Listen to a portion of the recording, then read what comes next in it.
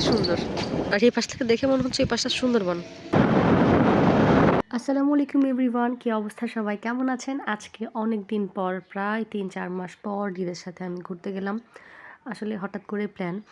তো যাই হোক, চলেন যাই ঘুরে আসি। যশোর থেকে ঝিকরগাছা রোডে আমরা চাইলেই হাইওয়েতে যেতে পারতাম, কিন্তু যে ট্রাই করে সবসময় সুন্দর রাস্তাগুলো খুঁজে খুঁজে বের করার। আর এরকম সুন্দর রাস্তা পেলে ও আমাকে নিয়ে যাওয়ার ট্রাই করে অবশ্যই। ও সবসময় ম্যাপ দেখে দেখে নতুন জায়গা খুঁজে রাখে, আর আমাকে নিয়ে ছুটির দিনে আমরা টোনাটুনি ঘুরতে বের হয়ে যাই। যশোর ধর্মতলা হয়ে, তারপর সুজলপুর হয়ে, ব্যাংদা, বাহাদুরপুর হয়ে শার্শা পাকশিয়া যেতে এই রাস্তাটা সুন্দর পড়ে। যাই হোক, তো এই রাস্তার অল্প অল্প ক্লিপস আমি নিচ্ছিলাম। যেহেতু আমাদের এখন শীতকালে বেলা ছোট, তো বেশি আর কি স্লো যায়নি আমরা। খুব সুন্দর রাস্তা দিয়ে, কখনো পিচের রাস্তা, কখনো মাটির রাস্তা, কখনো ফাঁকা মাঠ, সব ক্লিপস আমি নিতে পারিনি।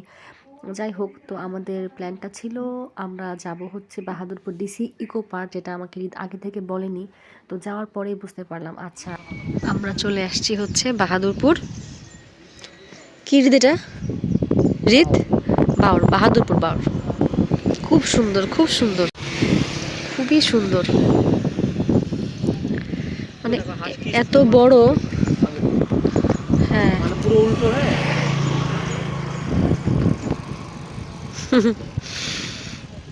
মানে এর যে লাস্ট সীমানা কই দেখা যাচ্ছে না, অনেক বড়, অনেক বড়, মানে অনেক বড়। আর এই পাশ থেকে দেখে মনে হচ্ছে এই পাশটা সুন্দরবন।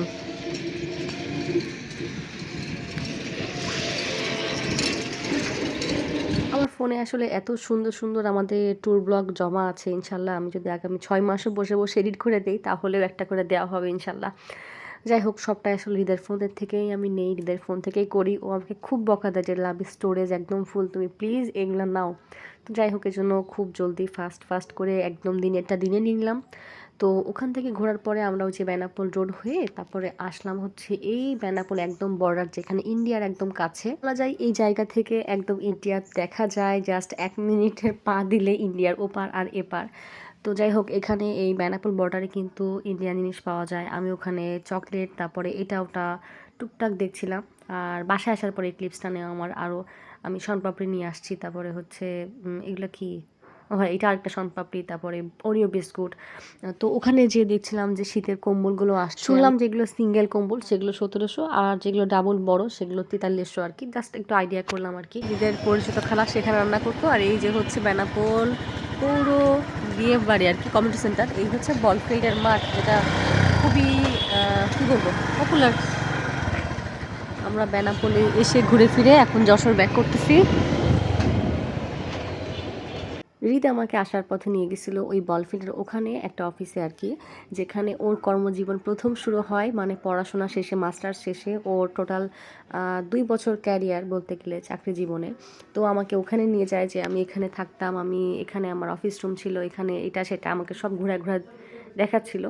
আর ওই টাইমটা তো আমাকে দেখাতো যে আসলে অল্প দিন ছিল। আসলে আমরা যারা মেসে থাকিনি কখনো, যারা পড়াশুনো বাসাতে থেকে করছি, তাদের জন্য আসলে দূরে যেয়ে থাকাটা খুবই কষ্ট। তো ওর ওই টাইমটাতে আসলে খুব কষ্ট হতো। তো ওইটাই আমাকে শেয়ার করছিল যে আমি মাত্র 14 দিন ছিলাম আমি বেনাপোলে। তো এই পুরা এরিয়াটা আমার কাছে কতটা আপন হয়ে গেছে এখন আমি মিস করি। তো আমাকে দেখা করাতে নিয়ে গেছিলো। আর এই যে সুন্দর গেটটা, বেনাপোলের গেট, যেটা হয়তো আপনারা সামনাসামনি বা ছবিতে অবশ্যই অনেকবার দেখে থাকবেন। তো আমার ভিডিওগুলো কেমন লাগে জানাবেন। মাঝে মাঝে আমি ভিডিও ক্লিপ শেয়ার করবো কি না এটা অবশ্যই জানাবেন। আর সবাই মাশাআল্লাহ বলবেন, যেন আমরা সারা জীবন এমন থাকতে পারি। আমাদের জন্য বেশি বেশি করে দোয়া করবেন। আজকে এখানে শেষ করছি। আল্লাহ হাফেজ।